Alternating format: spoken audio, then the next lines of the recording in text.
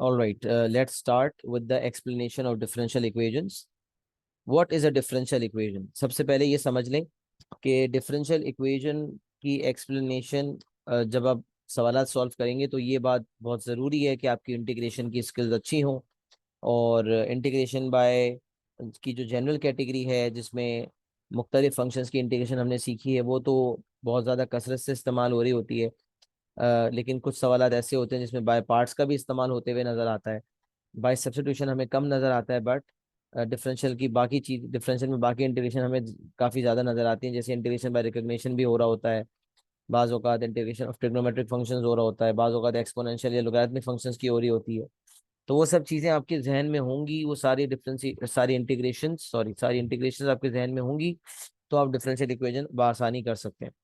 और इसमें word problems आते हैं और आपको वर्ड प्रॉब्लम्स के थ्रू डिफरेंशियल इक्वेशन खुद से बनाना होता है। और फॉर्म करने के बाद, once you have formed differential equation, उसकी फॉर्मेशन के बाद फिर आप जो है डिफरेंशियल इक्वेशन जब फॉर्म हो जाता है तो उसके बाद फिर आप अ, उसको सॉल्व करते हैं। और सॉल्व करने के बाद वेरिएबल स्प्लिट करने के बाद कुछ काम करते हैं। तो बताने का मकसद ये है कि इंशाल्लाह जब आप सवालात वगैरह करेंगे इंटीग्रेशन के तो उसके बाद डिफरेंशियल पे आएंगे तो आपको आसानी लगेगी, इंशाल्लाह मुश्किल नहीं लगेगी। इसीलिए इंटीग्रेशन के फौरन बाद डिफरेंशियल करवाया जाता है। चले जी, एक्सप्लेनेशन शुरू करते हैं। What is a differential equation? A differential equation is a relation which is expressed in terms of the rate of change of one variable with respect to the other. Differential equation जो है जैसे dy by dx, rate of change होता है ना, dy by dx is rate of change of y with respect to x. So a differential equation is a relation which is expressed in terms of the rate of change of one variable with respect to the other. तो हम जो dy by dx obtain करते थे, dy by dx को हम integrate करते हैं तो y आ जाता है। तो y को हम डिफरेंशिएट करते थे तो dy by dx आता है, dy by dx को हम इंटीग्रेट करते हैं तो y आता है। तो हमारे सिलेबस में है भी फर्स्ट ऑर्डर डिफरेंशियल इक्वेशन, मतलब हमें dy by dx दिया हुआ होगा और हमें y निकालना होगा। तो इसमें इसमें क्या नई चीज है? ये तो नॉर्मल इंटीग्रेशन है, ये तो हमें पता है। बट इसमें एक ऐसा प्रोसेस आपको बताया जाएगा जो आप नॉर्मली इंटीग्रेशन में नहीं देखते, लेकिन देखना चाहिए था, लेकिन हम उस तरह से सोचते नहीं थे। तो मैं आपको प्रोसेस से गुजारूंगा इंशाल्लाह। और एक और चीज ये होगी कि नॉर्मली हमारे पास जब dy by dx फंक्शन होता था तो उसमें एक ही वेरिएबल होता था, मतलब dy by dx होता था इन टर्म्स ऑफ x, और मुझे उसको इंटीग्रेट करके y निकालना होता था इन टर्म्स ऑफ x। बट अब क्या होगा? अब जो dy by dx है वो सिर्फ इन टर्म्स ऑफ x नहीं होगा, बल्कि इन terms of x and y both होगा। और फिर मुझे सबसे पहला काम ये करना होगा कि मुझे वेरिएबल्स को स्प्लिट करना होगा और फिर मैं इंटीग्रेट करूंगा। तो मैं आपको ये मिसाल जो आपके सामने इस वक्त लिखी हुई है, यहाँ पर आपको लिखी हुई नजर आ रही है, ये आपको मैं सरसरी तौर पे शेयर भी कर देता हूँ आपसे कि क्या है ये। अच्छा, पहले पूरा जुमला मुकम्मल कर लें। तो relation which is expressed in terms of the rate of change of one variable with respect to the other is known as a differential equation. The solution of this differential equation will be an equation connecting the two variables. इस differential equation का जो solution है वो, उससे क्या होगा? The solution of this differential equation will be an equation connecting the two variables. इसमें दो वेरिएबल्स जो हैं उसमें कनेक्शन आ जाता है, मतलब y in terms of x हासिल हो जाता है अगर आप डिफरेंशियल इक्वेशन को सॉल्व करते हैं। तो अब जैसे मिसाल लेते हैं, the dy by dx has been given x square minus 4x upon e power 2y। आपको डिफरेंशियल इक्वेशन दिया हुआ है और वो है e पावर 2y। हाँ, x square minus 4x upon e power 2y, सही है। तो dy by dx is x square minus 4x upon e power 2y। Now this equation that has been given, जिसको हम ग्रेडियंट फंक्शन भी कहते रहे हैं, ये डिफरेंशियल इक्वेशन है। अब इसको जब हम सॉल्व करते थे तो यूजुअली हम क्या करते थे? dy by dx को डायरेक्ट y बना देते थे और दूसरी तरफ जो भी लिखा हुआ होता था उसको इंटीग्रेट कर देते थे। बट असल प्रोसेस ये है कि हम डायरेक्ट जो dy by dx को y बना दिया करते थे ना, तो ये हम एक स्टेप बीच में खा जाया करते थे और उस वक्त जरूरत भी नहीं थी ये बात बताने की, तो इसलिए हम इस चीज को फॉलो ही नहीं करते थे। लेकिन अब आपको ये बताना जरूरी है कि ये प्रोसेस दरअसल है क्या। ये प्रोसेस जो है वो डायरेक्ट बीच में ऐसा स्टेप नहीं आता, इसके दरमियान कुछ और भी है जो हमें करना पड़ता है। वो क्या चीज़ है जो हमें करनी पड़ती है? तो इसको जरा गौर से आप देखेंगे इंशाल्लाह तो आपको बात थोड़ी सी समझ आएगी। तब जरा देखें, dy upon D x is x square minus 4x upon e power 2y। सबसे पहला स्टेप होता है डिफरेंशियल इक्वेशन सॉल्विंग का, सेपरेट वेरिएबल्स, वेरिएबल्स को सेपरेट करें। The first step, separate the variables, पहला स्टेप होता है ये, वेरिएबल्स को सेपरेट करें। अच्छा जी, कैसे करें वेरिएबल्स को सेपरेट?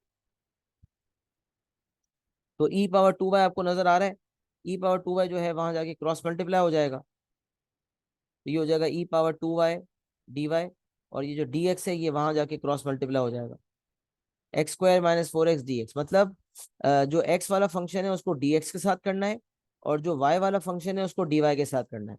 ये स्टेप कहलाता है सेपरेटिंग वेरिएबल्स, और मार्किंग स्कीम में इसका पहला नंबर होता है कि बच्चे ने वेरिएबल्स को सेपरेट किया सक्सेसफुली, मतलब वाई को वाई के साथ कर दिया और एक्स को एक्स के साथ कर दिया। तो ई पावर टू वाई जो है उसको डी वाई के साथ कर दिया, और x square minus four x को डी एक्स के साथ कर दिया। सही है, ये वहां चला गया और ये यहाँ आ गया। अब हमने दोनों साइड को इंटीग्रेट करना है। अब सुने क्या किया मैंने, अभी इंटीग्रेशन का साइन मौजूद नहीं था, मैंने कर दिया e power two y into d y, और दूसरी तरफ कर दिया x square minus four x into d x. उसके बाद में दोनों तरफ इंटीग्रेशन की साइन लगाऊंगा।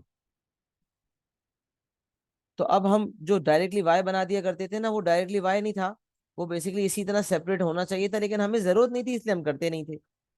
अब लेकिन इस स्टेप की जरूरत है, तो हम पहले ई पावर टू वाई को वहां ले गए, डीएक्स को वहां ले गए, ये वाली सिचुएशन बगैर इंटीग्रेशन साइन के आपके सामने आ गई।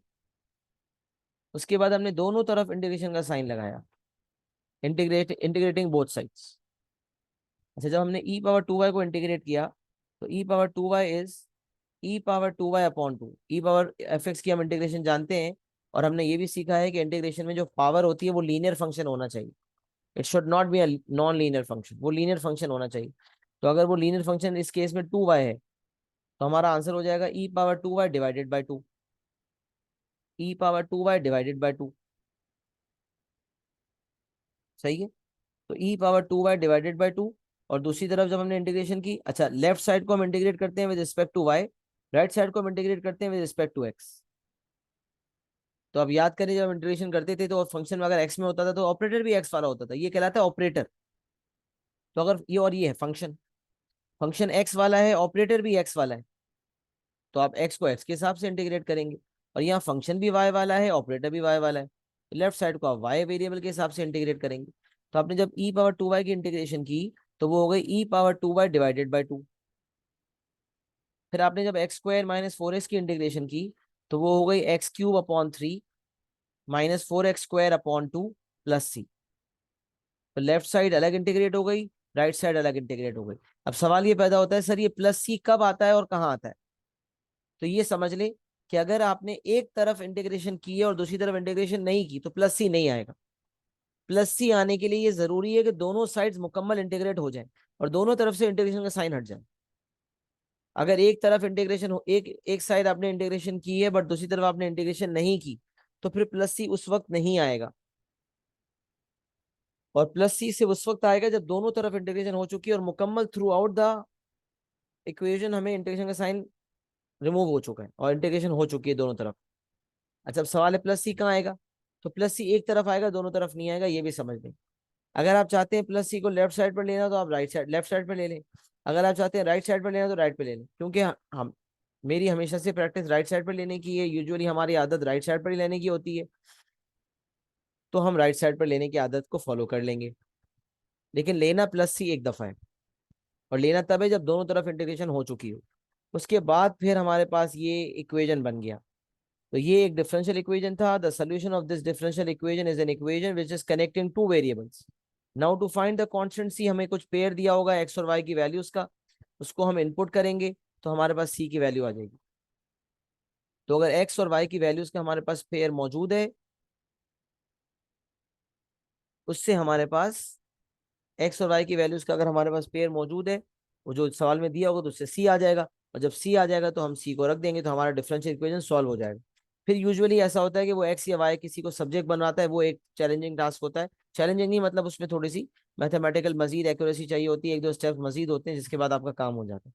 अब यहाँ जैसे इक्वेशन में एक्स तो सब्जेक्ट नहीं बनाया जा सकता, लेकिन वाई सब्जेक्ट अलबत्ता बनाया जा सकता है। तो अगर ये वाला एस्पेक्ट हम आगे कवर कर लेंगे इंशाल्लाह।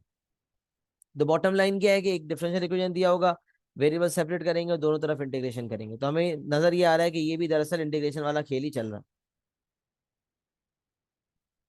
अच्छा जी, अब कुछ ऐसे इंपॉर्टेंट स्टेप्स हैं जो आपको गाइड करेंगे, और वो सिलेबस में लिखे हुए हैं कि ये स्टेप्स हैं जो बच्चे को डिफरेंशियल इक्वेशन के हिसाब से पता होने चाहिए।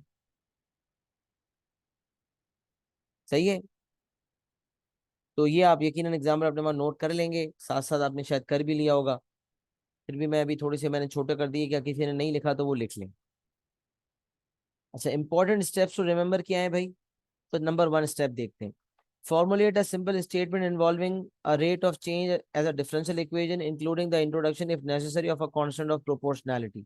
अच्छा, हमें ये बात पता है कि जब दो वेरिएबल्स डायरेक्टली प्रोपोर्शनल होते हैं या इनवर्सली प्रोपोर्शनल होते हैं, तो हम प्रोपोर्शनैलिटी का साइन लेते हैं, और जब ये प्रोपोर्शनैलिटी का साइन हटता है तो इक्वल्स टू के आ जाता है, प्रोपोर्शनैलिटी का कांस्टेंट आ जाता है। तो अक्सर सवाल में वो इस तरह से बयान करता है, the rate of change of y is directly proportional to the product of this and that. इस तरह करके वो बयान करता है, कुछ ना कुछ वर्ड प्रॉब्लम का टच देता है। तो यहाँ इस बात से यही मुराद है, और देखिए ये स्टेप्स अभी हम जब सवालात में जाके अप्लाई करेंगे तो सही मानों में हमें समझ आएगा। अभी तो खाली एज अ स्टेप इसको समझने की क्या करने की कोशिश हो रही है। तो formulate a simple statement involve, क्या कहने की कोशिश हो रही है, मतलब क्या कहना चाहता है examiner. Formulate a simple statement involving the rate of involving a rate of change as a differential equation. अब एक सिंपल स्टेटमेंट आपको फॉर्मुलेट करनी होगी, मतलब कहेगा, एग्जाम्पल है, rate of change of y with respect to x is directly proportional to x. तो आपने ये जो लिखा है ना, ये आपकी एक सिंपल स्टेटमेंट आपने फॉर्मुलेट कर ली। Then including the introduction if necessary of a constant of proportionality, फिर आपने जैसे ही ये साइन हटाया तो आपने इक्वल टू के लगा दी। इसीलिए मैंने रेफरेंस के लिए एग्जांपल दिया है कि ये क्या कहना चाहता है इस पॉइंट से। तो इस सवाल में जब बयान होगा तो हम इसको देख लेंगे, कोई ऐसा बिग डील नहीं है, कोई मुश्किल बात नहीं है। सही है, ये हो गया आपका पॉइंटर नंबर वन। अच्छा, पॉइंटर नंबर टू क्या है जनाब? Find by integration a general form of solution for a first order differential equation in which the variables are separable। तो पहली बात तो ये कह रहा है कि एक general form of differential equation का निकालोगे, और डिफरेंशियल इक्वेशन भी हमेशा फर्स्ट ऑर्डर होगा। मतलब क्या है कि ऐसा नहीं हो सकता कि d square y by d x square दिया हो और आपको एक दफा इंटीग्रेट करके d y by d x मिले और फिर दूसरी दफा इंटीग्रेट करके वाई मिले, नहीं। ये आपका सेकंड ऑर्डर डिफरेंशियल इक्वेशन हो जाएगा, जो कि सिलेबस का पार्ट नहीं है। तो ये आसानी है कि एग्जामिनर कहता है कि आपका जो डिफरेंशियल इक्वेशन होगा ये फर्स्ट ऑर्डर डिफरेंशियल इक्वेशन होगा। मतलब अगर आपको इंटीग्रेशन करने की जरूरत पड़ेगी तो सिर्फ एक ही दफा आप इंटीग्रेशन करेंगे, इंटीग्रेशन करने की जरूरत आपको सिर्फ एक ही दफा पड़ेगी। तो find by integration a general solution of for a first order differential equation in which the variables are separable. Variable जो है वो सेपरेबल है, और आपका फर्स्ट ऑर्डर डिफरेंशियल इक्वेशन जो है वो उसको सॉल्व करना होगा, और वेरिएबल सेपरेबल होंगे। ऐसा नहीं हो सकता कि आप बोलो यार ये क्या, वेरिएबल एक्स और वाई ऐसे मिले हुए हैं कि वो सेपरेट ही नहीं हो सकते। नहीं भाई, वेरिएबल सेपरेबल एग्जांपल्स होंगे ऐसे जिसमें वेरिएबल सेपरेबल होंगे। जैसे मिसाल उसने जिसको मैंने एग्जांपल फॉर्म में समझा भी दिया है, ये जनरल लिखा हुआ है कि d y by d x आपका f x upon g y है। तो जो फंक्शन ऑफ एक्स है उसके साथ आप डी एक्स को कर दें, और जो फंक्शन ऑफ वाई है जिसको जी वाई कहा जा रहा है उसको डी वाई के साथ कर दें। तो ये इंटीग्रेशन का साइन इनिशियली नहीं होगा, g y d y f x d x. फिर आपको दोनों तरफ इंटीग्रेशन करना है, तो आपने इंटीग्रेशन का साइन दोनों तरफ लगा दिया। लेफ्ट पे आपने जी वाई को इंटीग्रेट किया विद रिस्पेक्ट टू वाई, तो आपका जो फंक्शन इंटीग्रेट आके हुआ, जो इंटीग्रेशन होके आया होगा, वो भी इन टर्म्स ऑफ वाई होगा, जिसको यहाँ पर कैपिटल जी वाई कहा जा रहा है। Original function small g y था, इंटीग्रेट होने के बाद जो नया फंक्शन आया वो capital g y, just to differentiate कि they are not same. Integrate करने के बाद तो कुछ डिफरेंट फंक्शन आएगा, बट आएगा इन टर्म्स ऑफ वाई। इसी तरह जब आप राइट साइड में एफ एक्स को इंटीग्रेट करेंगे विद रिस्पेक्ट टू एक्स, जब एफ एक्स इंटीग्रेट होगा तो कैपिटल एफ एक्स आएगा। स्मॉल एफ एक्स जब इंटीग्रेट होगा तो आपके पास कैपिटल एफ एक्स आएगा, मतलब इंटीग्रेट होकर एक फंक्शन आएगा इन टर्म्स ऑफ एक्स। और प्लस सी जो है आपका कांस्टेंट ऑफ इंटीग्रेशन कहलाता है। तो यहाँ पर जो ऊपर आपका जो के आपने लिया था ये है कांस्टेंट ऑफ प्रोपोर्शनैलिटी, और जो ये प्लस सी होता है इसको कहते हैं कांस्टेंट ऑफ इंटीग्रेशन। अच्छा, अब ये जो कांस्टेंट ऑफ प्रोपोर्शनैलिटी आया है, इसको निकालने के लिए भी कुछ डाटा दिया होगा। एग्जामिनर कुछ ऐसा डाटा प्रोवाइड करता है जिससे कि कांस्टेंट ऑफ प्रोपोर्शनैलिटी निकल सके। सिमिलरली प्लस सी निकालने के लिए भी उसने कुछ मुझे दिया होता है डाटा, जिसके थ्रू प्लस सी आता है। तो पहला है कि स्टेटमेंट आपने फॉर्मुलेट करनी होगी, डिफरेंशियल इक्वेशन खुद से फॉर्म करना पड़ेगा। सेकंड ये कि डिफरेंशियल इक्वेशन को आपको सॉल्व करना पड़ेगा, और डिफरेंशियल इक्वेशन फर्स्ट ऑर्डर होगा और जिसमें वेरिएबल सेपरेबल होंगे। थर्ड पॉइंट ये कहता है use an initial condition to find a particular solution, that is to find the constant of proportionality and the constant of integration. Third step ये कहता है कि आप कुछ इनिशियल डाटा आपको दिया हुआ होगा, जैसे एग्जांपल है आपको दिया हुआ है T0 R5 एंड dr/dt2। अब जैसे अभी तो हम जो इक्वेशन ऊपर देख रहे हैं उसमें एक्स और वाई है ना, लेकिन सवाल में कभी वॉल्यूम है, रेट है, टाइम है। अगर दो ही वेरिएबल्स हैं तो फिर तो डिफरेंशियल इक्वेशन डायरेक्टली बन जाएगा, लेकिन अगर तीन वेरिएबल्स हैं तो डिफरेंशियल इक्वेशन बनाने के लिए हमें चेन रूल भी लगाना पड़ता है। ये आगे आगे कवर करने वाला हूं। तो चेन रूल जो हम एएस में डिफरेंशिएशन में लगाया करते थे वो भी यहाँ इस्तेमाल होता है, क्योंकि उसको इस्तेमाल करते हुए ही हमारा डिफरेंशियल इक्वेशन फॉर्म होता है। तो use an initial condition to find a particular solution, मतलब कुछ कंडीशंस दी होंगी, कुछ डाटा दिया होगा जिसके थ्रू आपको के भी मिलेगा और जिसके थ्रू आप सी भी निकालेंगे, प्लस सी भी निकालेंगे। तो use an initial condition to find a particular solution, that is to find the constant of proportionality and the constant of integration. अब बात ज्यादा जामे तरीके से जब समझ आएगी, ये थ्योरेटिकल बात बहुत ज्यादा हो रही है, लेकिन दर हकीकत तो ये है कि जब सवालात में आप जाएंगे तो सवालात में जाने के बाद जो है वो आपको ये चीज ज्यादा बेहतर तरीके से समझ आएगी। और चौथा ये है कि interpret the solution of a differential equation in the context of a problem being modelled by the equation. अब कुछ डिफरेंशियल इक्वेशन में वर्ड प्रॉब्लम का कॉन्टेक्स्ट होता है और उसमें कुछ एक प्रॉब्लम है जिसको मॉडल किया जा रहा होता है। तो वो कह रहा है कि जब डिफरेंशियल इक्वेशन सॉल्व हो जाएगा तो सॉल्व करने के बाद कोई थ्योरेटिकल बात आपसे पूछी जाएगी कि बताओ जब ये होगा तो क्या होगा। जैसे वो कहता है when x approaches infinity what happens to the value of t। इस तरह की बहुत सारी रिक्वायरमेंट्स आती हैं। तो ये वो प्रैक्टिकल रिक्वायरमेंट है, जब हम सवालात पास होकर के सॉल्व करेंगे तो उसके बाद ही इस चीज को हम समझ पाएंगे। बस ये समझने के कुछ इक्का, नॉर्मली वो एक नंबर की रिक्वायरमेंट होती है, लेकिन आप समझने इक्का दुक्का वहां की रिक्वायरमेंट आएगी, बहुत तकरीबन एक नंबर की होती है। इसमें आपसे कोई ऐसी बात पूछता है जो आपने सवाल के हिसाब से देर एंड देन सोच के बताना होता है। जो 2 4 8 10 सवाल है जब आप करेंगे तो आपका हाथ ऐसा बैठ जाएगा कि इंशाल्लाह वो चीज भी आपके कदमों में आ जाएगी, तो उसमें कोई मसला नहीं। तो ये आपका चौथा बुलेट भी कवर हो गया, जो सिलेबस में इसने आपको बताया है कि बच्चे को क्या क्या पता होना चाहिए, किस किस तरह से गेम खेला जाता है डिफरेंशियल का। अच्छा जी, उसके बाद अगर आप देखें ये एग्जांपल आपके सामने है कि dy/dx is equal to m। अब आपको जो dy डिफरेंशियल इक्वेशन है उसमें ना y नजर आ रहा है ना x नजर आ रहा है। अब आप हैरान हो गए, आपने कहा मैं क्या करूं। तो अब हम ये कर सकते हैं यहाँ पर सिर्फ बताने के लिए कि अगर ग्रेडियंट फंक्शन सिर्फ एक कांस्टेंट है तो जो इक्वेशन आएगा वो एक लीनियर इक्वेशन होगा y equal to mx plus c। ये बात आपको बताई गई है कि जो स्ट्रेट लाइन होती है उसका ग्रेडियंट थ्रू आउट कांस्टेंट होता है। तो y equal to mx plus c का जो ग्रेडियंट है दैट इज m। जब उसको हम डिफरेंशिएट करते थे तो हमारे पास ग्रेडियंट आया था एम। क्यों भाई? क्योंकि स्ट्रेट लाइन का ग्रेडियंट कांस्टेंट होता था, लिहाजा डिफरेंशिएट करने पे हमारे पास एक कांस्टेंट एम आता था।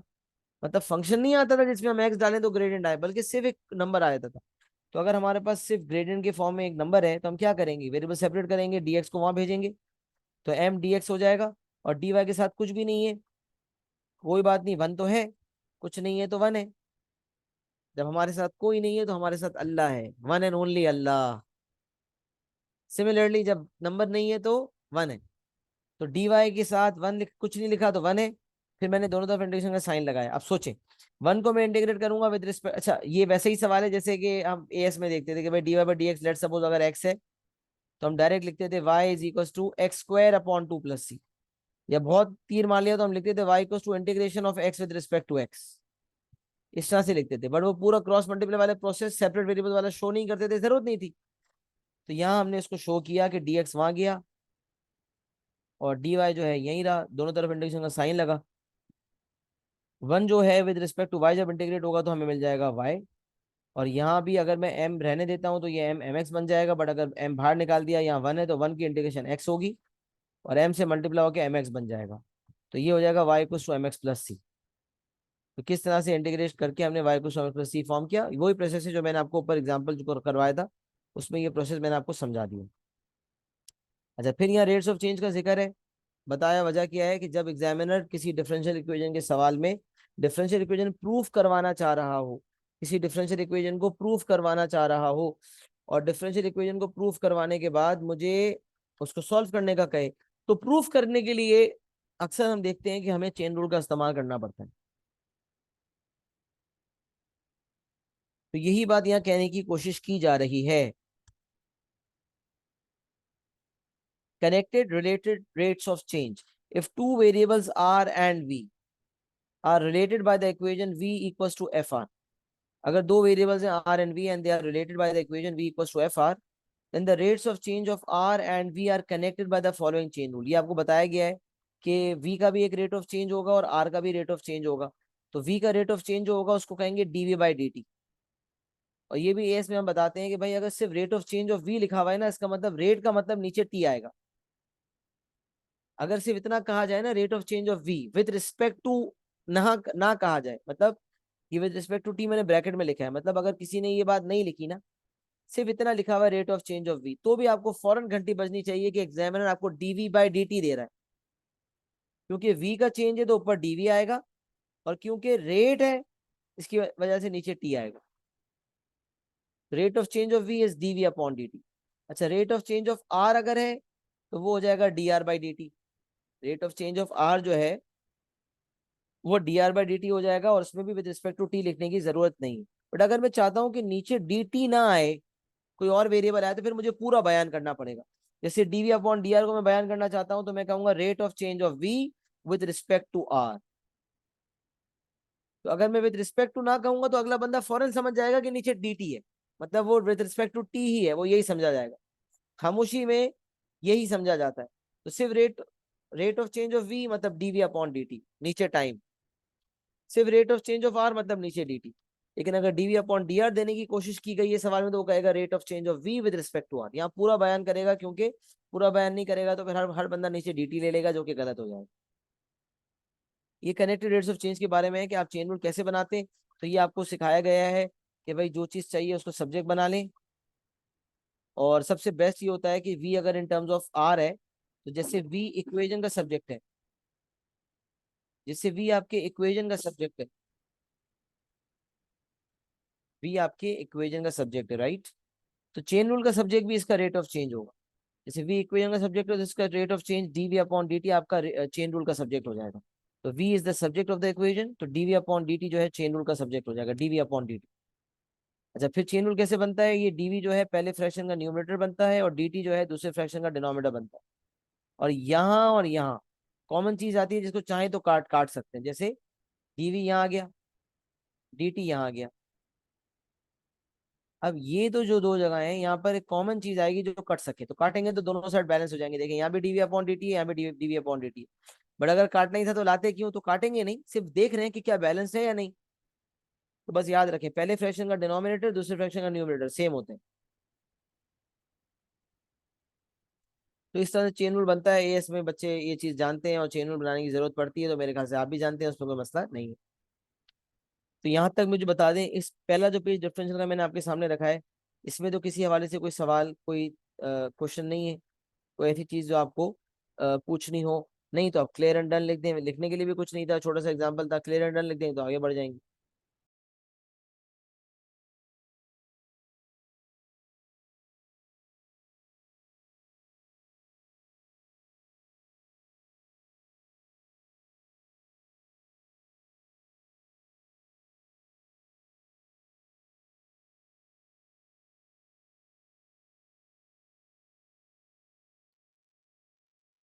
चलिए जी, यहाँ तक हमारा मामला क्लियर हो गया। सेकंड पेज पे आ जाते हैं। अच्छा, डिफरेंशियल इक्वेशन में हमें कुछ इस तरह का सिनेरियो में नजर आता है कि बाज औकात कुछ सवालात होते हैं जिसमें वो कहता है, जैसे एक कंटेनर है, उसमें पानी आ रहा है, तो rate of increase of volume भी दिया हुआ होगा, और उस कंटेनर में कोई लीकेज की वजह से लिखा हुआ होगा कि इसमें rate of decrease of volume भी है, कि लीकेज की वजह से पानी जा भी रहा है। तो अगर पानी आ रहा है तो डीवी अपॉन डी टी, अगर वॉल्यूम की बात हो रही है, और पानी जा रहा है या हाइट है, तो हाइट, पानी आने की वजह से हाइट बढ़ रही है, पानी जाने की वजह से हाइट कम हो रही है। तो एट अ टाइम दोनों चीजें हो रही है, पानी का आना भी हो रहा है, पानी का जाना भी हो रहा है, तो हाइट बढ़ भी रही है, कम भी हो रही है। अच्छा, हाइट नहीं है, वॉल्यूम की बात हो रही है, तो पानी आने से वॉल्यूम बढ़ रहा है, पानी जाने से वॉल्यूम कम भी हो रहा है। तो दोनों चीजें जब हो रही हो तो फिर सवाल पैदा होता है कि अगर चेन रूल भी हम बना रहे हैं और उसमें कोई डीवी अपॉन डी नामी चीज ले रहे हैं, तो डीवी अपॉन डी तो दो है, एक रेट आने का है और एक जाने का है। तो इसमें यहाँ जो मैं बताने की कोशिश कर रहा हूँ वो ये कि जब आपको सेम चीज के दो रेट्स दिए हुए हों, आने का भी और जाने का भी, तो फिर उन दोनों को कंबाइन करने के बाद जो है आप नेट रेट ऑफ चेंज देते हैं। मतलब चेन रूल में अगर आप डीवी अपॉन डी ले रहे हैं, तो डीवी अपॉन डी आप इनफ्लो माइनस आउटफ्लो करके हासिल करेंगे। तब इसमें ये है कि जैसे लेट सपोज कोई केमिकल की फॉर्मेशन हो रही है, फॉर्म भी हो रहा है और रिमूव भी हो रहा है, तो नेट रेट निकालने के लिए आप rate of formation minus rate of removal करेंगे। इसी तरह रेट ऑफ, अगर लिक्विड की बात हो रही है तो net inflow, rate of inflow minus rate of outflow. तो फॉर्मेशन माइनस रिमूवल या इनफ्लो माइनस आउटफ्लो, ये दोनों चीजें जो है ये आप यूज कर सकते हैं। अब इसकी मिसाल देखते हैं छोटी सी। Volume is increasing at a rate of 20 centimetre cube per second. Volume increase हो रहा है, और क्योंकि रेट की बात हो रही है तो टाइम की इन्वॉल्वमेंट है। इसका मतलब वॉल्यूम के लिए v और टाइम के लिए, रेट के लिए t। तो dv अपॉन dt दिया हुआ है आपको +20, मैंने लिख दिया कि dv अपॉन dt जो है वो +20 है। ये आपका इनफ्लो हो गया। अच्छा, फिर कह रहा है volume is decreasing at a rate proportional to r square. Volume is increasing at a rate of 20 cm³ पर सेकेंड। तो dv अपॉन dt हो गया 20, ये आपका इनफ्लो हो गया। और फिर volume is decreasing at a rate proportional to r square का मतलब ये है कि वॉल्यूम में कमी आ रही है, तो ये वॉल्यूम इज डिक्रीजिंग भी dv अपॉन dt ही है। तो अब यहाँ आप ले लेंगे dv अपॉन dt, आप पहले लिखेंगे इस तरह से, dv upon dt is proportional to r square, पहले ये लिखेंगे। फिर आप dv अपॉन dt को जैसे ही प्रोपोर्शनलिटी का साइन आप रिमूव करेंगे, इक्वल्स टू k लगा देंगे और ये हो जाएगा इक्वल्स टू के आर स्क्वायर। अच्छा, अब मैंने यहाँ माइनस क्यों लिखा है? अगर आप लेट सपोज, अगर आपको पता है कि ये आउटफ्लो है और आप माइनस नहीं लगाते, तो फिर आप इनफ्लो माइनस आउटफ्लो करेंगे तो 20 माइनस के आर स्क्वायर आप वैसे ही करेंगे। लेकिन अगर मैंने यहाँ ऑलरेडी माइनस, अगर मुझे स्टैंड अलोन कोई चीज लिखनी है और मैं बताना चाहता हूँ एग्जामिनर को कि उसको सवाल पढ़ने की, किसी को भी मैं कम्युनिकेट करना चाहता हूँ कि भाई ये जो रेट dv अपॉन dt है ना, ये इनफ्लो नहीं है आउटफ्लो है, तो स्टाइल ये होता है कि मैं माइनस लगा देता हूँ। तो dv upon dt is proportional to, decreasing है ना, तो minus dv upon dt is proportional to r square किया आपने, और प्रोपोर्शनलिटी का जब साइन हटा इक्वल टू के आ गया, तो इस माइनस को हटाने के चक्कर में उधर माइनस मल्टीप्लाई हो गया और माइनस के आर स्क्वायर आ गया। तो ये माइनस लिखने से हम ये इंप्रेशन देते हैं कि ये इनफ्लो नहीं आउटफ्लो। अब हमें तो सवाल पढ़ के करना है ना। लेकिन लेट सपोज अगर कोई बंदा हम सवाल को पढ़े बगैर कोई हमारा रेट लिखा हुआ देखता है, तो उसको देखते ही पता चल जाना चाहिए कि ये इनफ्लो है, ये इनफ्लो है या आउटफ्लो है। तो अगर पॉजिटिव में लिखा हुआ है तो इनफ्लो है, नेगेटिव में लिखा हुआ है तो आउटफ्लो है। अच्छा, अब सवाल ये पैदा होता है, अब जब मैं, इनफ्लो है +20, आउटफ्लो है माइनस के आर स्क्वायर। अब ये मत कीजिएगा इनफ्लो माइनस आउटफ्लो में आपने कहा आउटफ्लो माइनस में लिखा हुआ है, इनफ्लो पॉजिटिव में लिखा हुआ है, और यहाँ तो फॉर्मुला में भी माइनस है तो माइनस माइनस प्लस कर दे। नहीं भाई, ऐसा कुछ नहीं है। यहाँ माइनस इसलिए लिखा हुआ है कि अगर कोई बंदा रेट ऑफ आउटफ्लो को पॉजिटिव में लेता है, रेट ऑफ इनफ्लो को भी पॉजिटिव में लेता है, मतलब कोई रेट ऑफ आउटफ्लो को के आर स्क्वायर लेता है, तो फिर वो इनफ्लो माइनस आउटफ्लो करेगा। बट अगर उसने रेट ऑफ आउटफ्लो को माइनस में ही लिया है तो they will he will add both. तो वो यूं करेगा 20 plus minus k r square, दोनों को कंबाइन करेगा नेट रेट निकालने के लिए। कंबाइन करेगा, प्लस माइनस माइनस हो जाएगा, 20 माइनस के स्क्वायर, नेट रेट आ जाएगा। बताने का मकसद ये कि इस आउटफ्लो का माइनस और ये इसका माइनस कोई अलग अलग अलग ना समझेंगे, ये दोनों अलग हैं और मिलके माइनस माइनस प्लस हो जाएगा, नहीं। या तो यहाँ माइनस लेंगे या फिर यहाँ माइनस लेंगे। अगर नीचे माइनस ले लिया तो फिर यहाँ आपको प्लस ही करना पड़ेगा एग्रीगेट करने के लिए। बट अगर आपने नीचे माइनस नहीं लिया तो फिर ऊपर माइनस लेना पड़ेगा।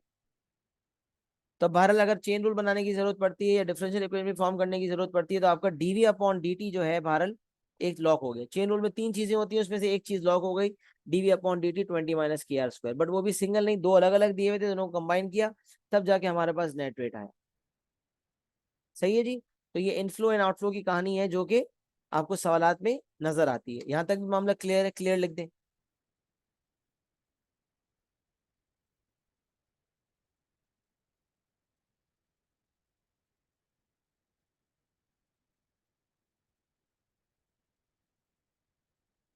जी बेटा, माइनस में मैंने ये कहने की कोशिश की है कि अगर आप कभी आपको बता दिया जाए ना कि कोई चीज डिक्रीज हो रही है, तो आप उसको इस तरह लिख दें, माइनस dv अपॉन dt,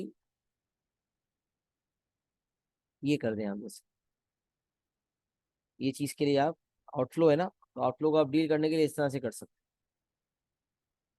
कि आप कहें, आउटफ्लो को अगर आप डील कर रहे हैं तो आपने कह दिया कि रेट, वॉल्यूम इज डिक्रीजिंग का मतलब volume with respect at a rate proportional to r square. तो वॉल्यूम का रेट दिया हुआ है तो dv अपॉन dt हो गया। क्योंकि ये डिक्रीजिंग है तो इस डिक्रीजिंग वजह से आप माइनस ले लेंगे, और जब आप प्रोपोर्शनलिटी का साइन हटाएंगे तो इक्वल्स टू के आ जाएगा। फिर आपको यहाँ माइनस अच्छा नहीं लग रहा था तो आपने पूरे इक्वेशन को माइनस से मल्टीप्लाई किया, तो ये माइनस के आर स्क्वायर हो गया। तो dv upon dt is equal to minus k r square. अब अब आप इन दोनों को, रेट्स को कंबाइन करने के लिए ऐड कर देंगे 20 plus minus k r square. Net rate निकालने के लिए। जब ऐड करेंगे तो ये automatically 20 minus k r square हो जाएगा। मैंने ये बताया कि लेट सपोज कोई बंदा आउटफ्लो को ब्रैकेट में वो लिखता है आउटफ्लो, बट वो यहाँ माइनस के तौर पे उसको नहीं दिखाता, तो ये भी कर सकता है, कोई मसला नहीं। लेकिन जब वो ऐसा करेगा तो फिर आप उसको इनफ्लो 20 माइनस आउटफ्लो के आर स्क्वायर करना पड़ेगा। लेकिन ऐसा ना हो कि इनफ्लो माइनस आउटफ्लो लिखा जाए और आउटफ्लो के अंदर माइनस के आर स्क्वायर लिखा जाए, अल्टीमेटली माइनस माइनस प्लस हो जाए। ये गड़बड़ है कि माइनस माइनस प्लस हो जाए। नीचे बीच में साइन माइनस की ही आनी है, यहाँ बीच में साइन माइनस की ही आनी है, चाहे किसी भी पर्सपेक्टिव से सोचा जाए। तो ये आपका नेट रेट जो है दोनों को कंबाइन करके आता है, या इनफ्लो माइनस आउटफ्लो करके आता है। जी आलिया, ये बात आपको समझ आई? हाँ जी सर, क्लियर है। अच्छा, अब एग्जाम्पल देखते हैं एक सवाल डिफरेंशियल इक्वेशन का किस तरह से आता है। ये चीज़ हमें आगे जाके इंशाल्लाह बहुत सारे सवाल हमें देखने हैं। तो ये एक छोटा सा एग्जाम्पल है जिसके अंदर हमें क्लियर हो जाएगा कि किस तरह से सवाल आता है। तो एक नेचर का सवाल वो होता है जिसमें सिंपल डिफरेंशियल इक्वेशन बना के दिया हुआ होता है और आपको सॉल्व करना होता है। और एक होता है जिसमें डिफरेंशियल इक्वेशन वर्ड प्रॉब्लम को पढ़ के आपको खुद फॉर्म भी करना होता है, फिर उसके बाद सॉल्व करना होता है, उसके बाद फिर जाके कुछ प्रैक्टिकल रिक्वायरमेंट भी उसमें होती है। तब यहाँ देखिए example, given that y equal to zero when x equal to one. Y जो है आपका जीरो है when x equal to one. Solve the differential equation dy by dx is equals to 2x square plus 3 upon e power minus 2y. Given that y equals to 0 when x equals to 1, solve the differential equation dy upon dx is equals to 2x square plus 3 upon e power minus 2y. Obtaining, अब ये एक additional चीज होती है जो हमें and में करनी पड़ती है। जब डिफरेंशियल इक्वेशन सॉल्व हो जाता है इन एनी फॉर्म, तो फिर उसके बाद हमें कुछ स्पेसिफिक रिक्वायरमेंट भी एग्जामिनर देता है। जैसे यहाँ कह रहा है obtaining an expression for y in terms of x, तो ये हम एंड में करेंगे। तो सबसे पहला काम जो होता है ना, याद रखें, डिफरेंशियल में सबसे पहला काम होता है कि अगर डिफरेंशियल इक्वेशन है ना, the first task is to separate the variables. Separate separate the variable. अब e power minus two y जो आपको नजर आ रहा है, इसको हम ले आएंगे डी वाई के साथ, और ये जो आपको डी एक्स नजर आ रहा है, इसको हम ले आएंगे 2x² प्लस 3 के साथ। ई पावर माइनस टू वाई चला जाएगा वहां पर, और डी एक्स चला जाएगा वहां पर। तो ये हो जाएगा dy by d x is equal to 2x² plus 3 upon e power minus two y, जिसको हमने e power minus two y into d y and 2x² plus 3 into d x किया, और इंटीग्रेशन की साइन लगा दी। तो ये पहला step हो गया। देखो, e power minus two y d y and 2x² plus 3 d x, और दोनों तरफ इंटीग्रेशन की साइन लगा दी।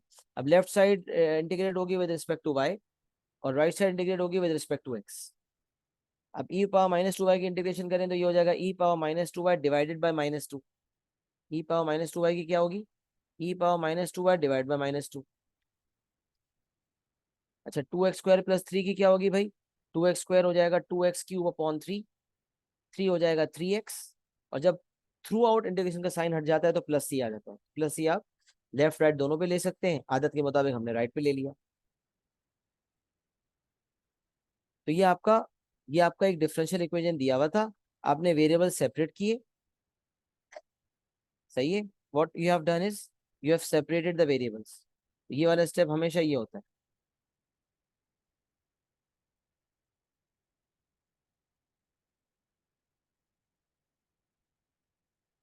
वेरिएबल्स आपने सेपरेट करना। ये आपको पहला स्टेप यहाँ लिखा भी था ना मैंने, द फर्स्ट स्टेप।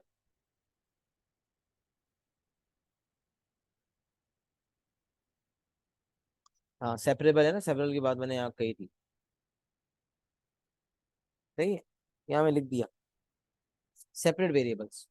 अच्छा, फिर सेपरेट वेरिएबल्स बन के आपने इंटीग्रेट बोथ साइड्स किया, ये आपका इक्वेशन आ गया। This is the equation solution of a differential equation. ये सोल्यूशन है, जनरल सोल्यूशन कहलाता है ये। This is the general solution, general solution of a differential equation. पर था ना, जब डिफरेंशियल सॉल्व करते हैं तो आपके पास जनरल फॉर्म ऑफ सोल्यूशन आता है। तो ये जनरल सोल्यूशन आपका आ गया, क्योंकि अभी प्लस सी नहीं निकला हुआ। फिर जब हम वैल्यूज डालते हैं तो हमारे पास स्पेसिफिक सोल्यूशन आता है, जैसे लिखा हुआ था, use an initial condition to find a particular solution, that is to find the constant of proportionality and the constant of integration. तब आपने जब आपको फैक्ट दिया हुआ था y इज 0 x इज 1, अभी जो डिफरेंशियल इक्वेशन सॉल्व हो चुका है इसमें डालते हैं। तो y की जगह आप डालेंगे 0, और x की जगह आप डालेंगे 1, यहाँ पर भी और यहाँ पर। जब y की जगह 0 डाला तो -½ इंटू e⁻0 -½ हो गया। x की जगह जब हमने 1 डाला तो 2/3 + 3 + c हो गया। c निकालने के लिए 2/3 भी माइनस होगा और 3 भी माइनस होगा, तो ये हो जाएगा c = -½ -2/3 -3, c आ गया -25.6। जब c आ गया आपने यहाँ रख दिया तो आपके पास स्पेसिफिक सोल्यूशन आ गया। तो -½ e⁻² = 2/3x³ + 3x + c। c की वैल्यू -25.6 से आपने रख दी। सही है। अच्छा, अब क्या हुआ? अब आपका इक्वेशन सॉल्व हो गया। This is the specific solution, पर लिखा हुआ है particular solution. Use initial condition to find a particular solution. तो ये पर्टिकुलर सोल्यूशन आपका आ गया। अब तो सवाल खत्म हो गया जब सॉल्व हो गया तो उसने डिफरेंशियल इक्वेशन सॉल्व करने का कहा था, वो तो हो गया, बट एक रिक्वायरमेंट दी थी, obtaining an expression for y in terms of x। ये रिक्वायरमेंट रह गई, तो मजीद काम करने की जरूरत पड़ेगी। ये वाली चीज मैं भी मीनवाल समझाता हूँ क्या लिखा हुआ है ये। तो यहाँ पर क्या करना है, अब मुझे सब्जेक्ट बनाने की फिक्र हो गई y को। तो सबसे पहले e⁻² को सब्जेक्ट बनाने के लिए 2 को वहां क्रॉस मल्टीप्लाई करेंगे, और माइनस को हटाने के लिए पूरे इक्वेशन को थ्रू आउट माइनस से मल्टीप्लाई करेंगे। तो 2 से जब मैंने मल्टीप्लाई किया तो 2 2 4, 4/3x³, 2 3 6x, and 2 into -25/6 is 50/6, या फिर डायरेक्ट 2 और 6 कट जाएंगे तो 25/3। फिर माइनस से मल्टीप्लाई करूंगा तो ये प्लस माइनस में तब्दील हो जाएगा, ये प्लस भी माइनस हो जाएगा, ये माइनस प्लस हो जाएगा। ये आपको नजर आ रहा है। तो मैंने बेसिकली 2 से मल्टीप्लाई किया और फिर माइनस से भी मल्टीप्लाई किया। बेसिकली पूरे इक्वेशन को -2 से मल्टीप्लाई किया। आई multiplied the entire equation by -2। यहाँ से 2 और 2 भी कट गया, माइनस की साइन भी कट गई, और ये सब चेंज होके ये बन गया। अब e⁻² में -2y को, -2y पावर है एक्सपोनेंशियल इक्वेशन। एक्सपोनेंशियल है क्योंकि पावर है, पावर में वेरिएबल होता है। तो मैंने आपको बताया था an equation which has a power in the variable is known as an exponential equation. तो e⁻²y, और आगे आपके पास पूरा इक्वेशन दिया हुआ। तो अब सवाल पैदा होता है y कैसे सब्जेक्ट बनाए। तो पावर से जब y को हटाना है तो यकीनन, पावर से जब y को हटाना है तो यकीनन आपको जो है सब्जेक्ट बनाना होगा। y को सब्जेक्ट बनाना अगर है तो y को ऊपर से नीचे लाना होगा। और ऊपर से नीचे लाने के लिए आपको पावर लॉ का इस्तेमाल करना पड़ेगा, जिसके लिए आपको दोनों साइड तरफ ln लेना पड़ेगा। तो लॉग्स की स्किल आ गई। इसलिए मैं कहता हूँ लॉग्स की स्किल भी आपकी अच्छी होनी चाहिए। और बाकी ट्रिग्नोमेट्री तो हर जगह इन्वॉल्व हो रही होती है, वो तो आपको आनी ही चाहिए, तब जाके आप डिफरेंशिएशन इंटीग्रेशन सही से कर सकते हो। और मतलब सब काफी सारी चीजें लिंक होती हैं, तब जाके आपका डिफरेंशियल का इक्वेशन का सवाल सॉल्व होता है। तो ये लॉग्स की स्किल है। एलन ऑन बोथ साइड आपने लिया, फिर जब एलन ऑन बोथ साइड तो ये पूरा एलन के अंदर एलन के साथ आ गया। यहाँ जब एलन लिया तो पावर लॉ के तहत एलन के पीछे आ गया। ये हो गया -2/ln e, -2/ln e is equal to ln of this entire function. उसके बाद अब ln e आप जानते हैं, आपको पता होना चाहिए ln e की वैल्यू 1 होती है। ln e इक्वल टू 1, तो -2y is equal to this entire thing. और जब आप y को सब्जेक्ट बनाएंगे तो इस -2 को वहां नीचे डिवाइड करेंगे, तो ये हो जाएगा y equal to -½ ln of this entire function. ये पूरी चीज जो है ये ln के साथ आ गई, टू नीचे जाके डिवाइड हो गया तो -½ हो गया, और यहाँ से आपका y सब्जेक्ट बन गया। अच्छा, एक चीज जो मैंने यहाँ लिखी हुई है, ये वो एग्जाम्पल है जो हम एएस में P1 में यूजुअली देखा करते थे कि भाई dy/dx x² + 4x है, और मैं कहता था डायरेक्ट y कर दो। ग्रेडियंट फंक्शन दिया हुआ है तो डायरेक्ट y निकालने के लिए आप इंटीग्रेट कर देंगे। तो हम ये स्टेप बीच में खा जाया करते थे। तो मैंने यहाँ यही बताया कि ये पहले भी मैंने क्लियर कर दिया था, वैसे यहाँ फिर लिखा हुआ है तो मैं बता रहा हूँ कि हम ये स्टेप बीच में खा जाया करते थे। तो होना ये चाहिए था कि dx वहां जाता, फिर यहाँ dy रह जाता, फिर दोनों तरफ इंटीग्रेशन की साइन लगाते, फिर लेफ्ट साइड पे 1 इंटीग्रेट होता विद रिस्पेक्ट टू y, तो 1 इंटीग्रेट होके बनता बनता y, और ये पूरा फंक्शन इंटीग्रेट होके बनता है x³ / 3 + 4x² / 2 + c। तो बस एएस में हम इस स्टेप के बाद डायरेक्टली ये स्टेप कर रहे होते थे, या बहुत बहुत तो हम ये चीज तो नहीं लिखते थे, y इक्वल टू दिस लिख देते थे, बट इंटीग्रेशन dy जैसी चीज हम नहीं दिखा रहे होते थे। तो ये चीज एक आपके जहन में होनी चाहिए कि ये वही चीज है, बस हम पहले स्टेप दिखाते नहीं थे, अब हमें ये दिखाना पड़ रहा है। सही है। तो ये आपका एग्जाम्पल मुकम्मल सॉल्व भी हो गया, इसको कॉपी कर लें, और फिर कहीं डाउट है तो बता दें, और क्लियर एंड डन लिख दें अगर समझ आ गया तो।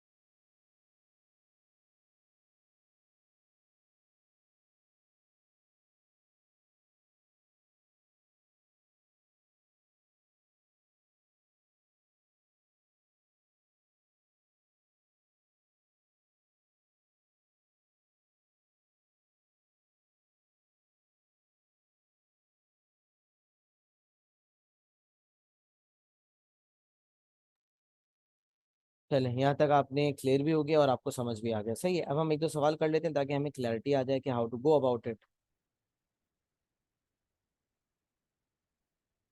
चले जी।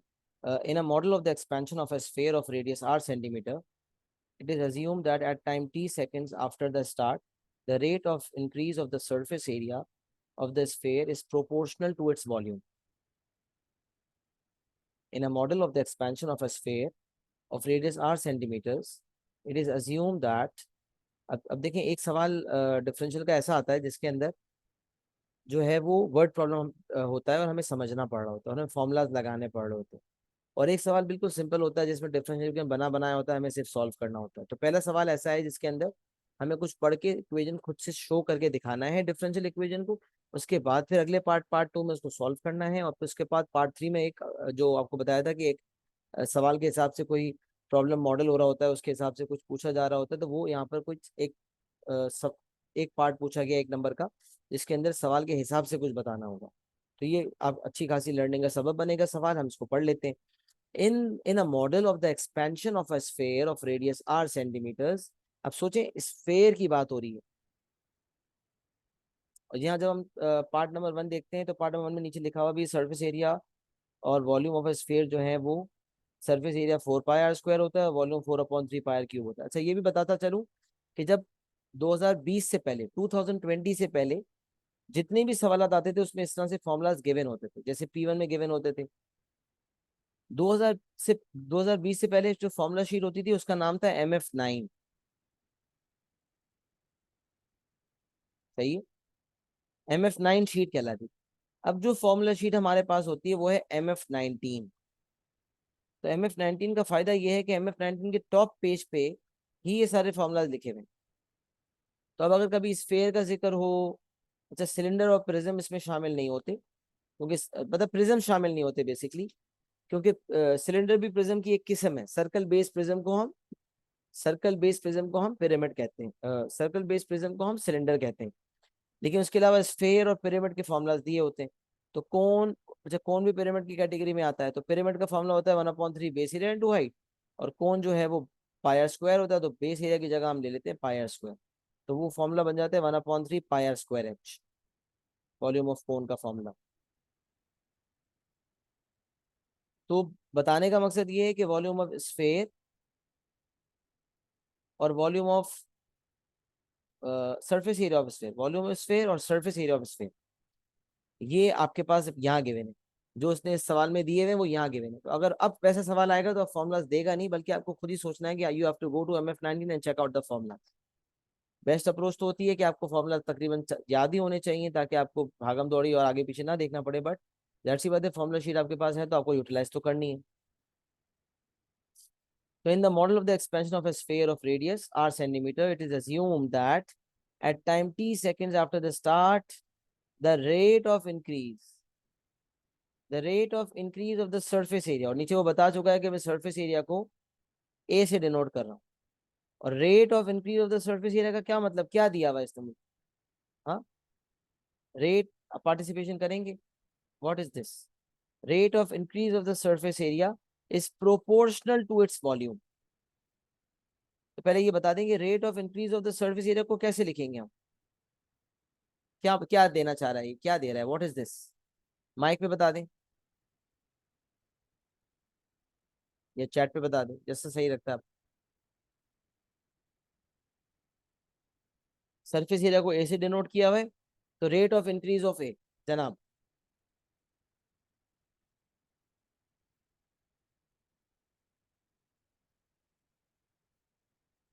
क्या दे रहा है ये हमें? ये हमें dA/dt दे रहा था। शायद सवाल आप समझे नहीं मेरा, वरना इतना मुश्किल बात तो नहीं कही मैंने। ये क्या दे रहा है? ये कह रहा है rate of increase of the surface area, मतलब dA/dt दे रहा है। तो dA/dt is proportional to its volume. अच्छा, वॉल्यूम क्या है भाई, सवाल पैदा होता है तो वॉल्यूम की जगह v नहीं आएगा, बल्कि वॉल्यूम की जगह वॉल्यूम का फॉर्मूला आएगा। dA/dt is equal to k times volume का formula which is 4/3 pi r³। ये चीज मैंने लिखी होगी कहीं। dA/dt प्रोपोर्शनल वॉल्यूम, v की जगह आ गया। पहले मैंने लिखा dA/dt is equal to kv, फिर v की जगह मैंने फॉर्मूला सब्स्टिट्यूट किया 4/3 पाई आर क्यूब, ये आया v की जगह पे, और k यहाँ पर आ गया, फिट हो गया इनके साथ। तो dA/dt मुझे देने की कोशिश की गई थी rate of increase of surface area को वो खुद ए कह रहा है, तो rate of increase of A is proportional to its volume, तो केवी हुआ और फिर वी का फॉर्मूला लग गया स्फीयर वाला। फिर आगे क्या कह रहा है, आगे कह रहा है when time is 0 r is 5 dr/dt is 2। अब ये जो ये बात करने की कोशिश कर रहा है ना कि टाइम अगर t 0 है, r 5 है, dr/dt 2 है, ये क्या कहना चाह रहा है?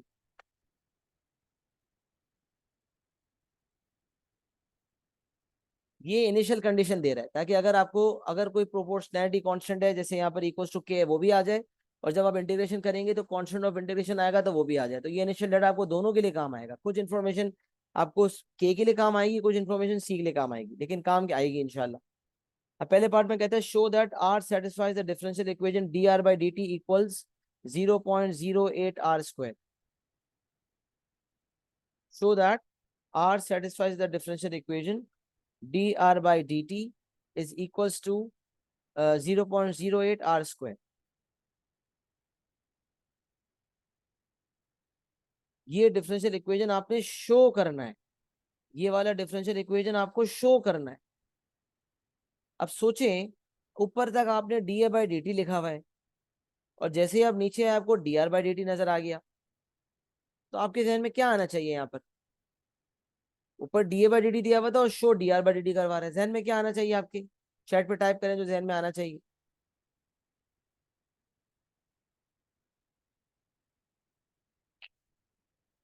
कि कैसे शो होगा आपका dr/dt, कैसे शो करेंगे आप, क्या लगाएंगे, कौन सा रूल लगाएंगे?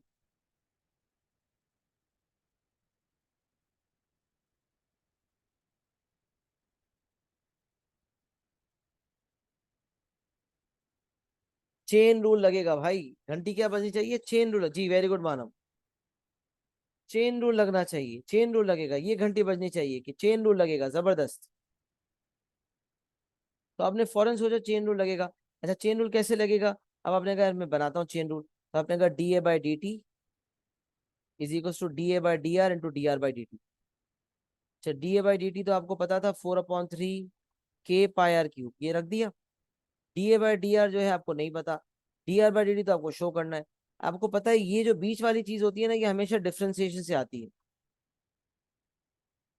तो आपने कहा dA/dr का मतलब तो ये है कि a in terms of r होना चाहिए, वो कैसे? तो आपने कहा यार है ना, जैसे v in terms of r था वैसे a in terms of r है ना। तो a in terms of r दिया हुआ था, आपने लिखा a इक्वल्स 4πr², इसको आपने डिफरेंशिएट करके dA/dr निकाल लिया। तो यहाँ से dA/dr आपका आ गया 8πr, dA/dr आपका हासिल हो गया 8πr। सही है, dA/dr आपका हासिल हो गया 8πr। अब आपने चेन रूल में dA/dr की जगह 8πr रख दिया यहाँ पर। अब देखिए पाई और पाई कट गया, एक आर और आर क्यूब भी कट जाएंगे, तो आपका सिंप्लीफाई होके ये बचेगा 4/3 के। अच्छा मैंने तो अभी अभी तो नहीं काटा, आगे शायद काटा होगा, हाँ आगे काटा है आर को, यहाँ भी काट सकता था पहले, लेकिन बहरहाल मैंने नहीं काटा। तो अब ये क्या किया मैंने, अब मुझे बताएं, आपको के निकालना है, के निकालने के लिए आपको क्या ऑप्शन है? तो आपके पास डाटा दिया हुआ है r5 dr/dt 2, r5 dr/dt 2 इस्तेमाल किया है क्योंकि t0 डालने की तो यहाँ पर पॉसिबिलिटी नजर नहीं आ रही। तो r5 dr/dt 2 किया, अब देखें r की जगह 5 यहाँ भी डाला, यहाँ भी डाला, dr/dt की जगह आपने 2 डाला। अब आपकी के की वैल्यू आ गई। जैसे के की वैल्यू आई, आपने के की वैल्यू को वापस पुट बैक किया 4/3, नहीं कहाँ पुट बैक करेंगे, हाँ इसी इक्वेशन में करेंगे। 0.48 को आपने के की जगह पे वापस डाला, और जब आपने देखा आर क्यूब और आर नजर आ रहे थे तो आर और आर क्यूब कट के तो आर स्क्वायर हो गया। dr/dt को सब्जेक्ट बनाना था, 8 को आपने क्रॉस मल्टीप्लाई किया, 4 1 जा 4, 4 2 जा 8, 2 3 जा 6 हो गया, 0.48/6 विच इज 0.08, और आर क्यूब और आर अपॉन आर बन के आर स्क्वायर हो गया। पहले पार्ट में जो शो करना था उसके लिए मैंने आपको पूरा प्रोसेस समझा दिया कि कैसे ये अचीव हुआ।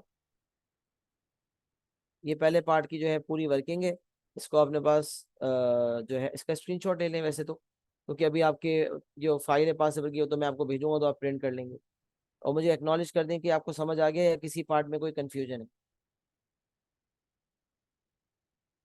कोई कंफ्यूजन है तो पूछ लें, वरना क्लियर लिख दें।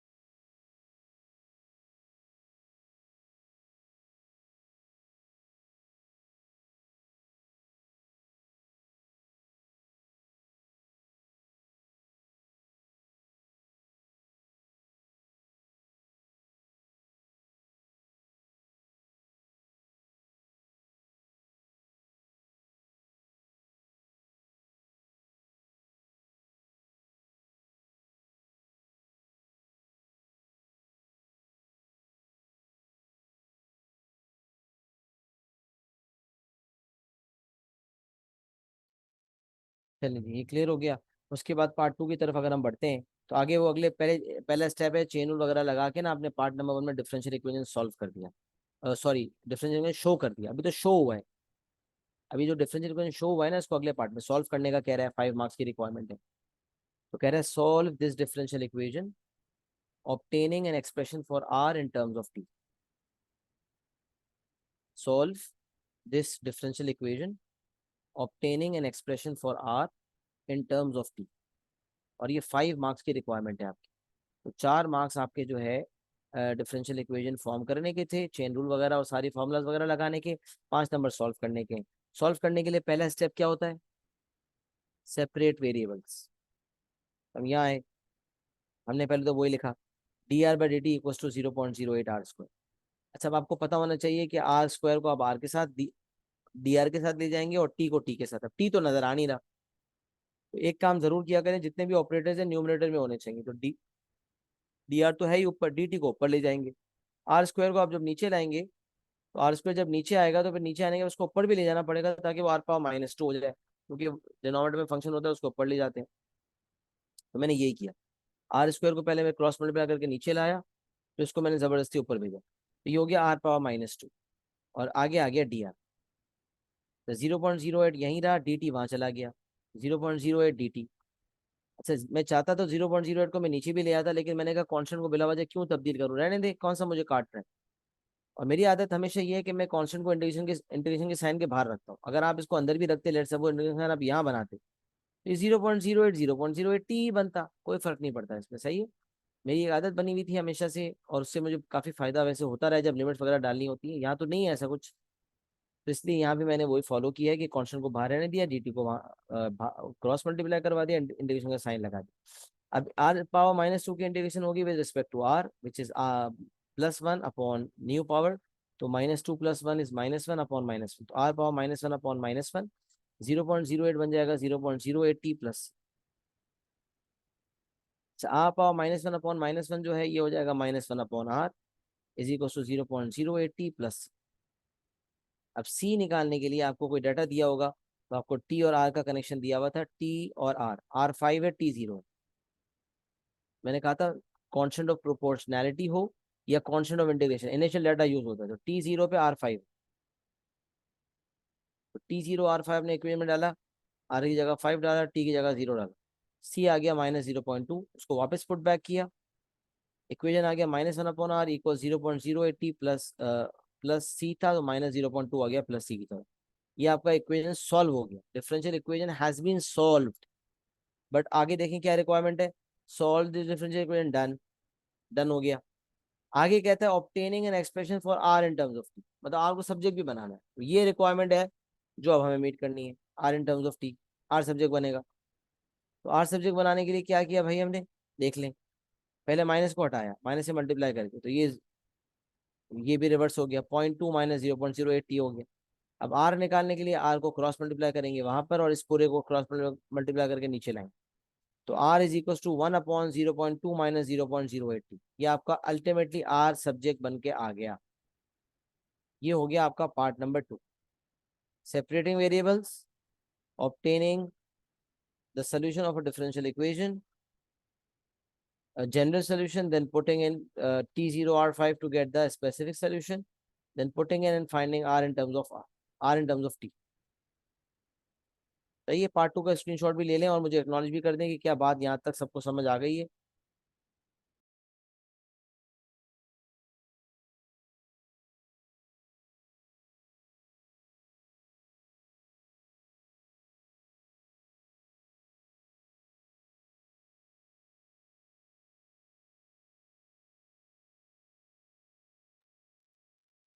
तो भाई लास्ट पार्ट रिपीट करने का कह रहे हो, कौन सा वाला, 1/R के बाद वाला पार्ट?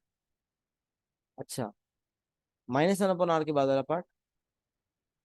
जी सर, ये यहाँ पे एकदम से अ, अच्छा सॉरी, यहाँ से समझ आ गया सॉरी। कहाँ पर बताओ? ये आखिरी वाला जो पार्ट था, मुझे पता नहीं, मैं समझ नहीं आया था, बट समझ आ गया। ये वाला। ये इससे भी नीचे वाला, मतलब अब समझ आ गया।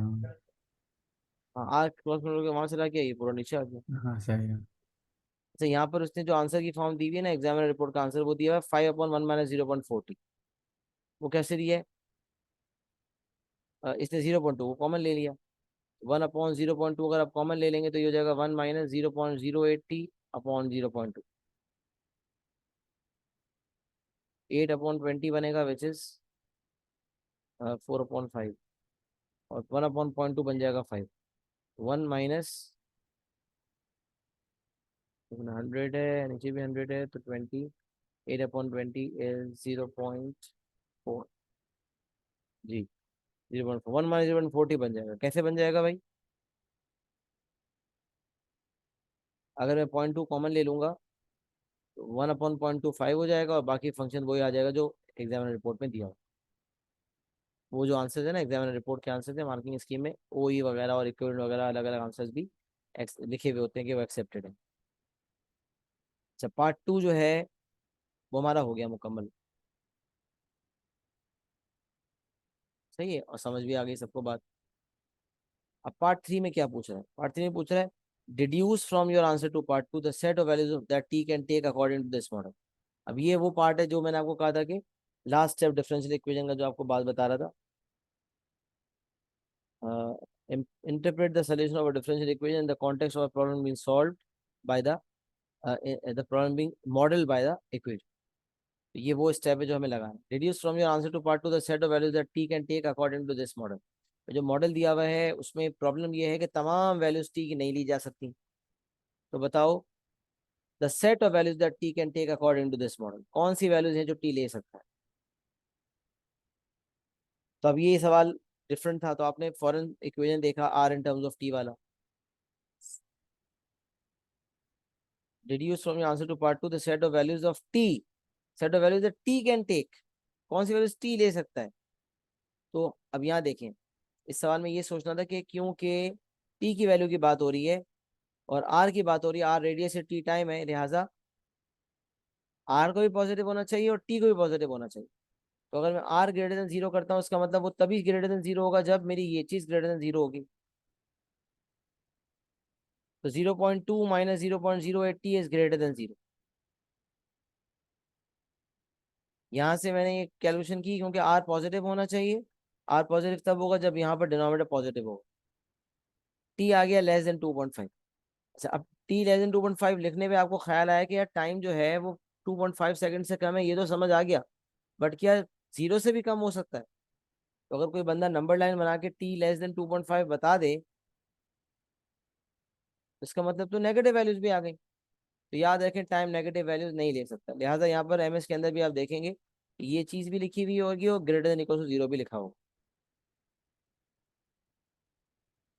तो इसका मतलब ये अब हमें थोड़ा सा देखना है कि क्या पूछे जा रहा है, उसको कैसे निकालना है। तो अब यहाँ पर हमारे पास डिनोमिनेटर ग्रेटर देन 0 करके t लेस देन 2.5 आ गया। हमने रेंज फॉर्म में दे दिया t is greater than equal to 0 but less than 2.5। अच्छा, अब सवाल पैदा होता है आपको तो लेस देन 2.5 आया था, ग्रेटर देन इक्वल टू 0 कैसे लग गया?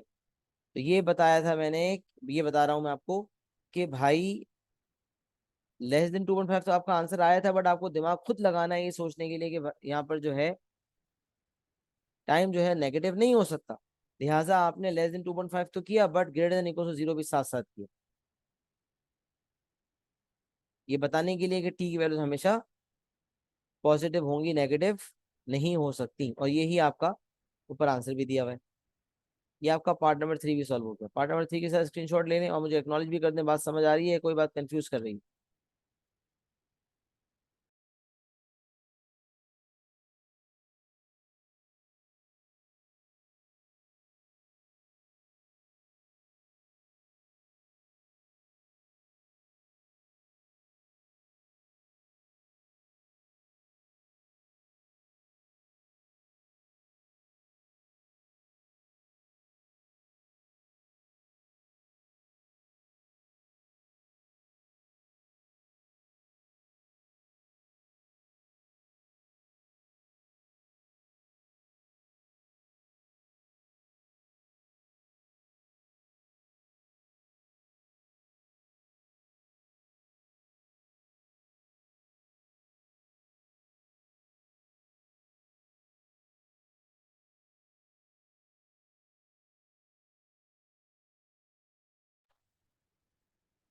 चलें, ये आपका क्वेश्चन 1 मुकम्मल सॉल्व हो गया। पार्ट 1 भी, पार्ट 2 भी और पार्ट 3 भी। एक सवाल हम और देख लेते हैं। स्क्रीनशॉट आपने ले लिया, कॉपी आप कर लेंगे इंशाल्लाह। Given that y is 0 when x is 1, solve the differential equation. अब ये वो सवाल है 6 नंबर का जिसमें डिफरेंशियल इक्वेशन ऑलरेडी बना हुआ है, आपको सिर्फ सॉल्व करना है। इनिशियल कंडीशन दी हुई है, solve the differential equation obtaining expression for y square in terms of x। ये कैसे फाइंड करें expression for y square in terms of x? सबसे पहले आपने वेरिएबल सेपरेट करने होते हैं। अब यहाँ dy ऊपर की तरफ है, तो ये ना करें कि y को नीचे भेज दें y² + 4 के कि y एक साथ हो गए।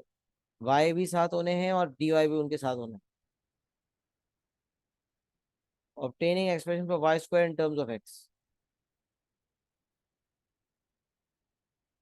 तो सेपरेट करते हैं वेरिएबल्स। y को y के साथ, y² + 4 है, y को y² + 4 को नीचे आना पड़ेगा, y/y² + 4 dy equals to dx ऊपर आ जाएगा और xy नीचे आ जाएगा।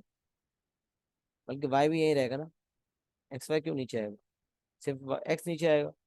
अब देखिए मैंने क्या किया, जब आपने क्रॉस मल्टीप्लिकेशन की तो y के नीचे y² + 4 आ गया, y/y² + 4 is equals to 1/x dx। dx वहां गया और जो x है इस यहाँ का जो वेरिएबल सेपरेबल है, तो x जो दिया हुआ है उसके बेसिस पे हमने निकाल लिया। क्या कह रहा था मैं? y को हमने y के साथ किया, y/y² + 4 और x को हमने वहां भेज दिया, दोनों तरफ इंटीग्रेशन का साइन लगाया। अब आप देखें लेफ्ट साइड पे लग रहा है इंटीग्रेशन बाय रिकग्निशन, क्योंकि डिनोमिनेटर में क्वाड्रेटिक फंक्शन है। जब भी डिनोमिनेटर में क्वाड्रेटिक फंक्शन होगा तो या तो रिकग्निशन लग सकता है या नॉर्मली रिकग्निशन लगता है, बट कभी रिकग्निशन लगता है, कभी कभी पार्शियल फ्रैक्शंस लग रहा होता है। और वो न्यूली एडेड कैटेगरी आई है ना कि tan इनवर्स x की इंटीग्रेशन करो, तो वो चीज़ भी लग रही होती है कभी। हमें बड़ा मोहतात हो कि ये चीज़ करनी होती है। तो यहाँ रिकग्निशन लगा है और राइट साइड पर नॉर्मल इंटीग्रेशन होगी, 1/x की integration is ln x + c। और ये जब मैंने ऊपर 2 लगाया, बाहर 2 लगाया, तो नीचे वाला ऊपर के बराबर हुआ।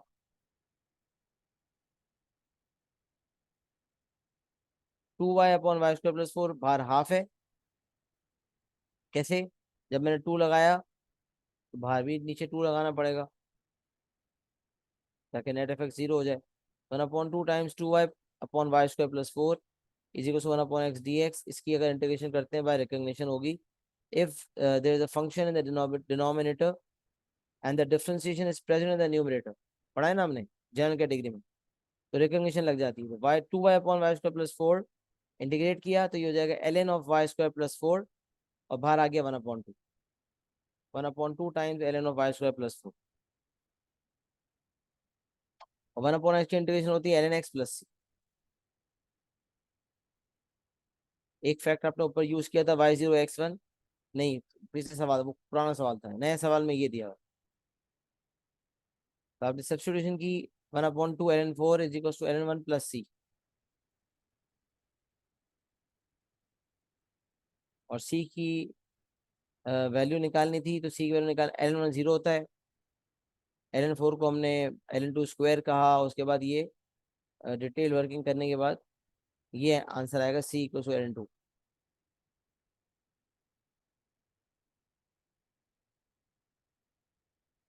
वेरिएबल सेपरेट हुए, लेफ्ट में इंटीग्रेशन लगा, राइट में नॉर्मल इंटीग्रेशन लगी, लिमिट्स डाली, प्लस सी की तैयारी हुई, प्लस सी आ गई।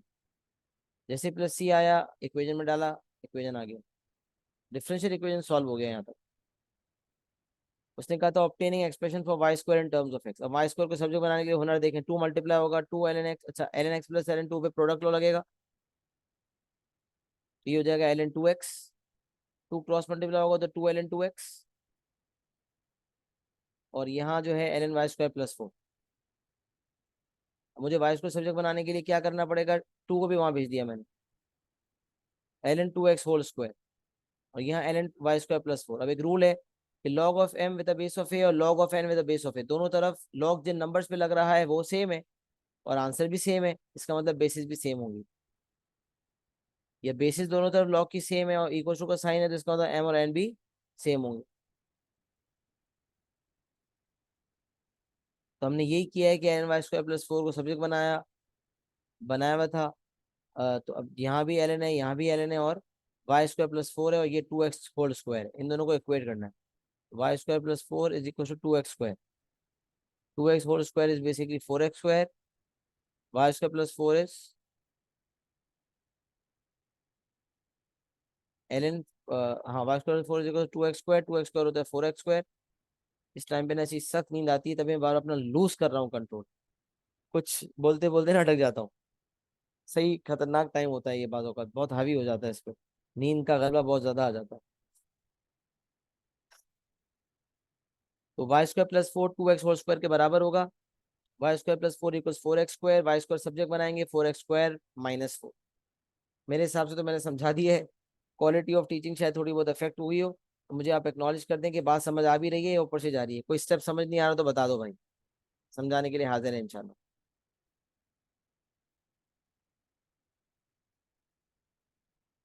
ये आपका क्वेश्चन 2 सॉल्व हो गया, पहले 2 सवाल हो गए इंशाल्लाह। बाकी सवालात के लिए आपको फाइल वगैरह अपलोड कर दी जाएगी, रिकॉर्डिंग वगैरह भी देखिएगा इंशाल्लाह, आराम से फिर आप सवालात करने की पोजीशन में आ जाएंगे।